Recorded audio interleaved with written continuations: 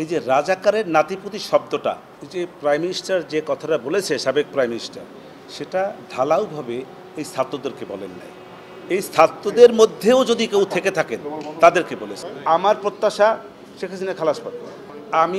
আমি মনে করি সাবেক প্রধানমন্ত্রী শেখ হাসিনা একজন নিরাপরাধ ব্যক্তি এবং তার বিরুদ্ধে যে সমস্ত চার্জ আনিত হয়েছে সেই চার্জগুলি সঠিক নয় এবং সাক্ষ্য প্রমাণেও তা প্রমাণ করতে সক্ষম হন নাই। 52 জেলার মধ্যে সর্বোচ্চ 15 থেকে 20 জন জেলার সাক্ষী এসছে। তাইলে কি দাঁড়াইলো? এবং সেই জেলা থেকেও একজন করে সাক্ষী এসছে। কোনো বক্তব্য যখন দিবে কোনো সাক্ষী, তার সাক্ষীর সঙ্গে আরেকটি প্যারালাল সাক্ষী থাকতে হবে, তাকে সমর্থন করতে হবে। যদি কোনো সমর্থনযোগ্য কোনো সাক্ষী না থাকে সেই ক্ষেত্রে ওই একজন সাক্ষীর সাক্ষ্য গ্রহণযোগ্য হবে না। অতএব যে ওয়াইড স্প্রেড, যে ব্যাপক মাত্রায় যে এই সারা বাংলাদেশে